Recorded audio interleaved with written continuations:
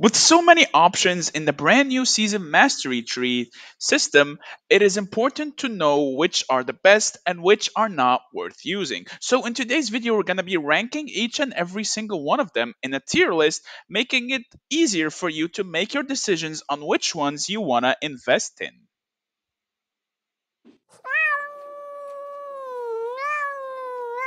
What is up, guys? Meower here, back with a brand new Call of Dragons video. It's time for our ever so glorious tier list videos to make our returns, but first we're gonna be having a very special guest with us in this video, the one and only Shadowblade. Shadow, take it away. Hello, guys. Today I'll be going over with Meowers a tier list of what you should invest in for your mastery skill. Yes, so before we get this tier list started, be sure to drop the like and don't forget to subscribe. And let's get this tier list started. So, a little pretext before we get this tier list rolling is that these, of course, are based on our opinions. And if you have a different opinion, feel free to share with us in the comments down below. We're always open for a conversation because ultimately it helps us all improve together as a community. But with that being said, let's get started. Shadow, how do you think we should approach this tier list? Should we start from the bottom to top or just work our way with what's in front of us right now and rank it accordingly? What are you thinking here, Shadow? I think let's first start off by pointing out the best of the best skills. So going first in the S tier. All right, let's start with the S tier. So, starting off with the S tier, of course, the one and only Madeline Steel Sentinel, one of the best, most OP ones for infantry. Pretty much a no brainer for me, to be honest. What do you think, Shadow?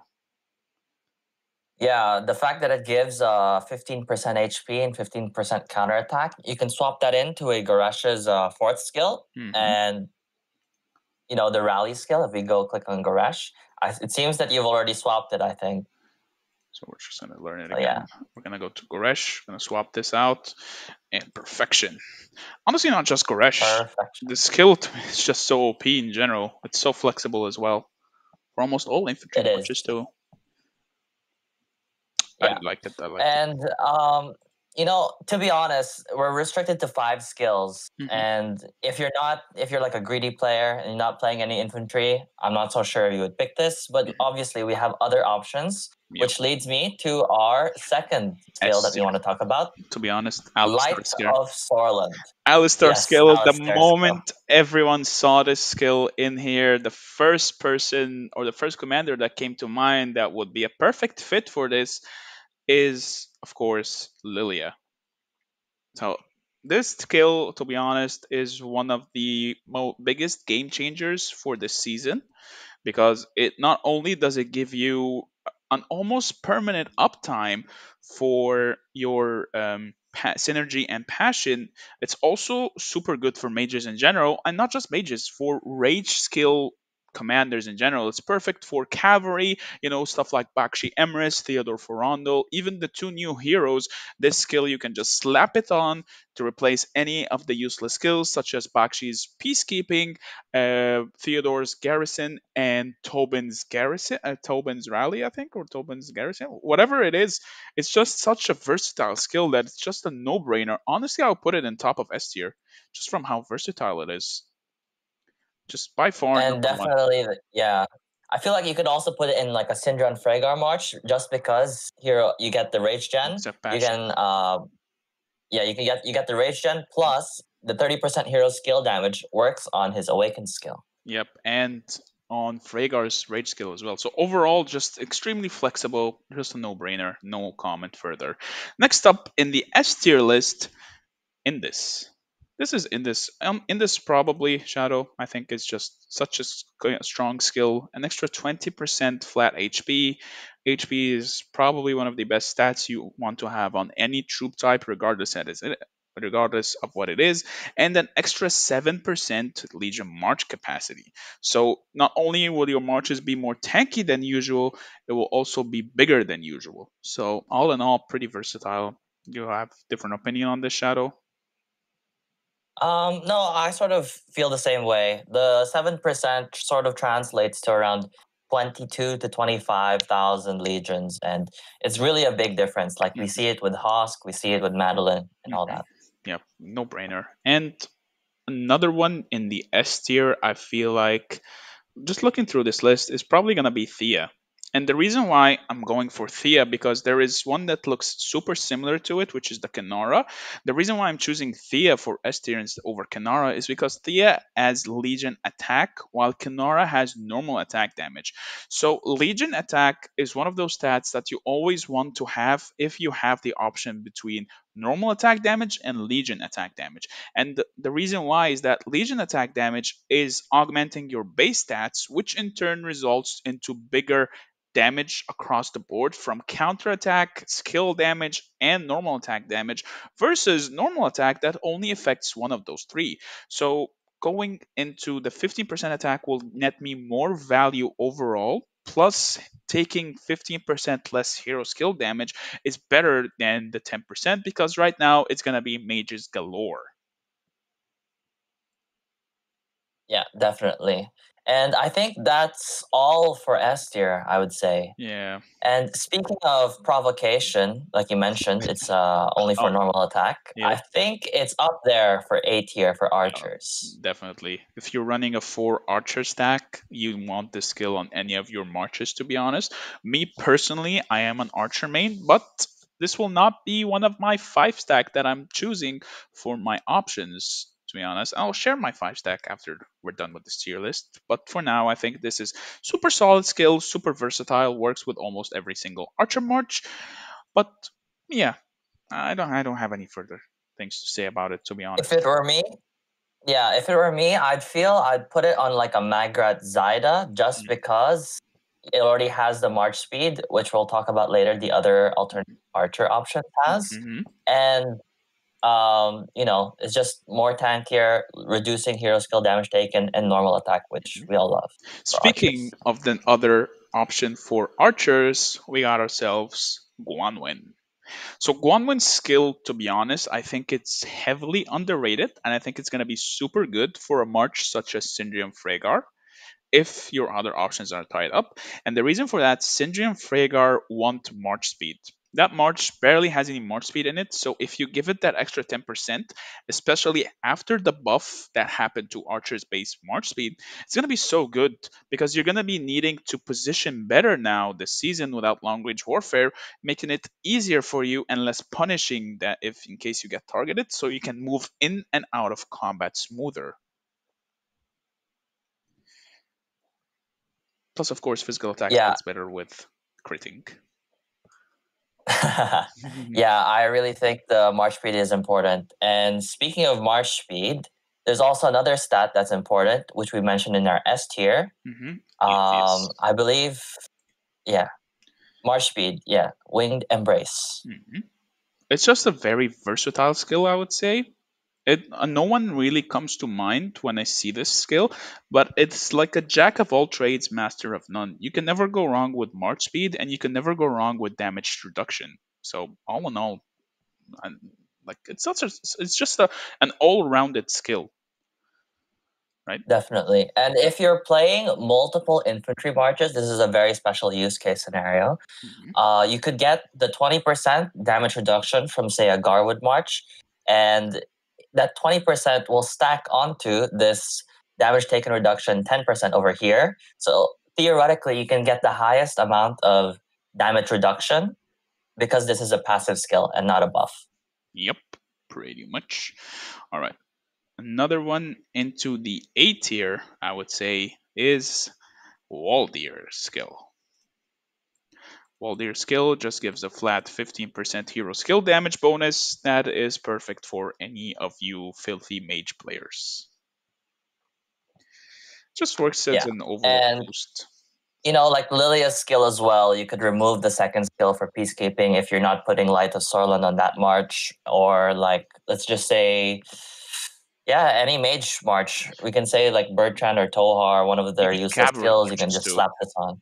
Even cavalry marches too. Even Oh, for cavalries are sure. gonna be super strong because you have some really solid options for cavalry from this list that will make them extremely strong. Actually, never actually thought of cavalry before. Right now, can't believe I'm thinking of cavalry, Yeah. bro. What's happening to me? Oh, you could also put this on a Nico. If you have your Nico awakened, you can True. take out that engineering skill and put a frostbite in there. True. Extra 15% hero skill damage goes hard, bro. Plus, you can always swap in the middle of any given time on your heroes. So if you're swapping out, if you have multiple March combinations now, which is pretty viable with heroes not resetting back to level 30, you can always just forget relearn, send out your marches, forget relearn, send out your marches, and just go back and forth with that. So overall, a lot of versatility this season we're going to be seeing. It's going to be super fun to witness in action. All right. Another skill that could be an A tier would be Watcher's Blade. Mm-hmm. Watcher's Blade provides, I guess, 30%, 30, 40%. 40%, 40% rage accumulation speed. So this is perfect for mages who, at the beginning of the fight, want to put their rage skill out way earlier than them, leaving them less vulnerable. The faster you can put your rage skill and kite back, the better your trades will be. So even though it has a long cooldown of 30 seconds, I still think if you get your first primary and deputy cast off and then you kite back and play defensive, Mm-hmm. this is a very good skill to have. True. The only reason why I'm not ranking it higher is because of that 30 seconds downtime. It's super high.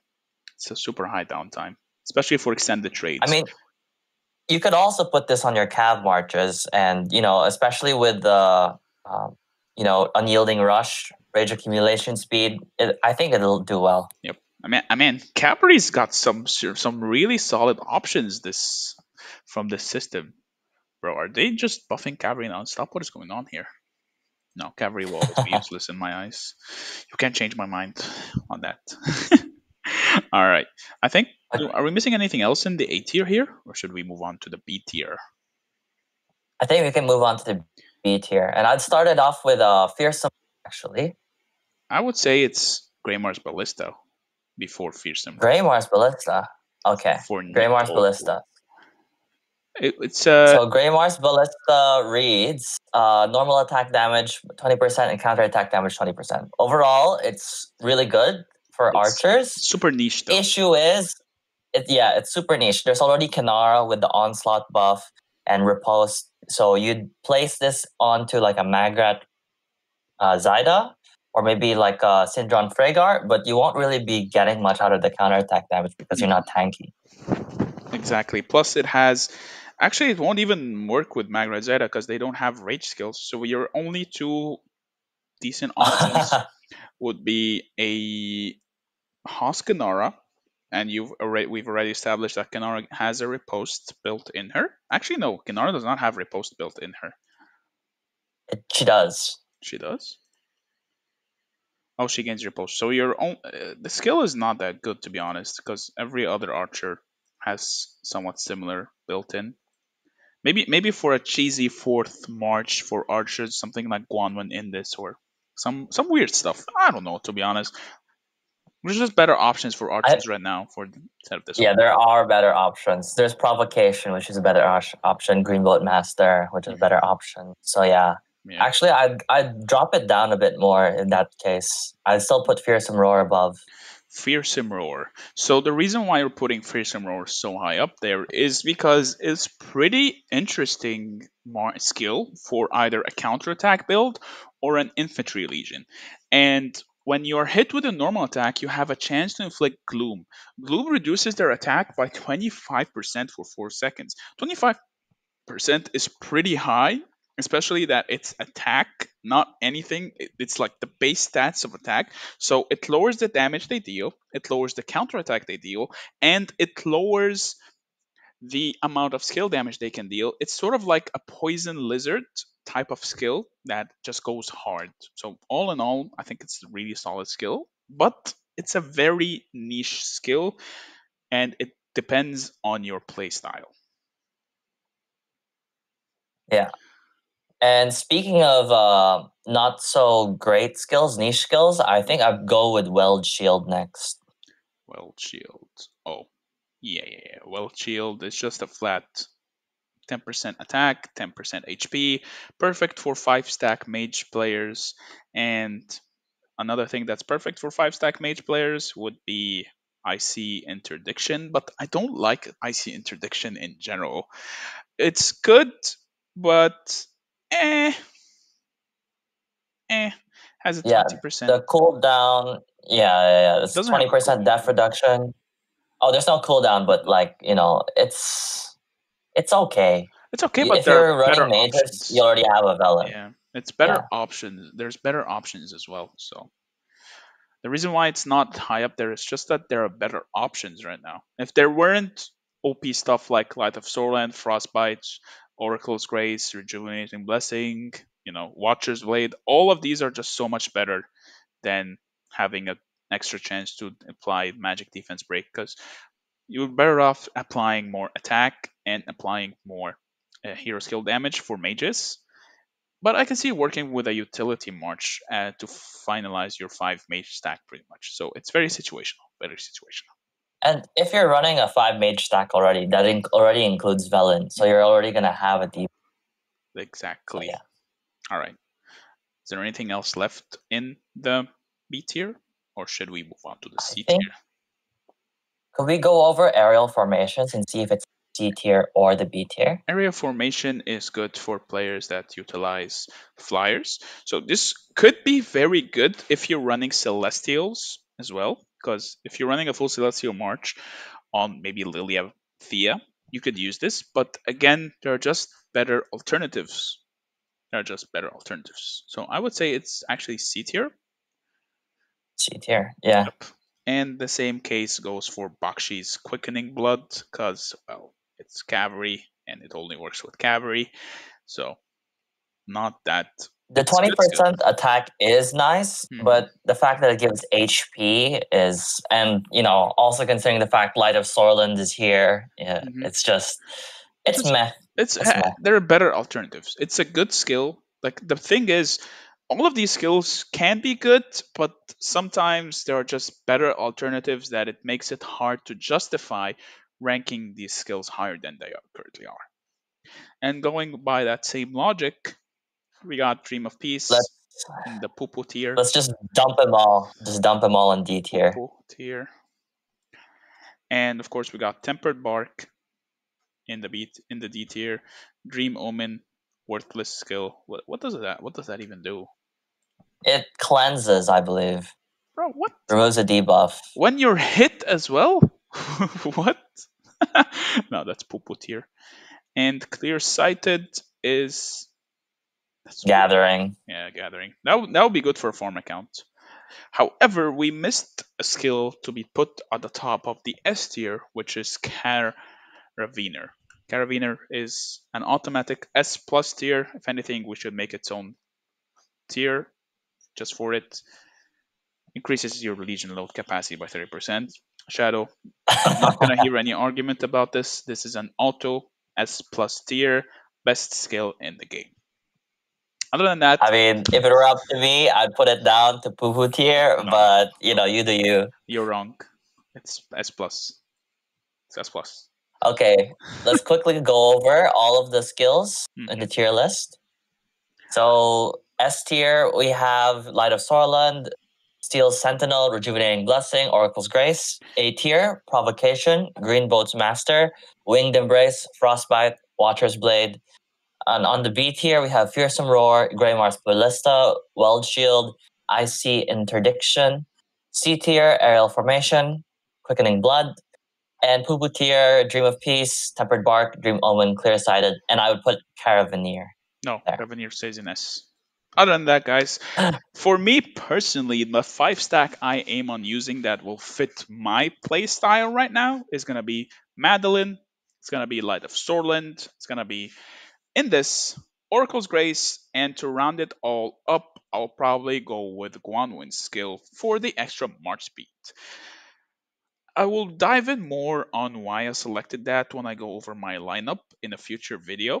But for now, let's just wrap this up because I think we're going a bit too long and people don't want to be kept here for too long unless they want to, of course.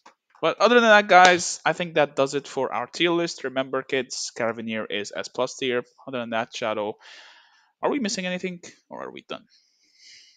I think we're done. All right, that's Okay, perfect. thank you guys for watching. I'll do the outro meowers. Okay. Meow meow. Wait. So we forgot to tell them to like and subscribe. Like and subscribe. Oh, don't Like forget and to like subscribe. and subscribe. Join the Meow Discord. meow. Join the Discord. All right, Shadow. Do meow meow. Meow meow. I did it 3 times. If you enjoyed this video, click here to watch the next video. Oh, meow meow meow. Meow meow meow meow meow meow. Meow meow meow. Meow meow meow meow meow.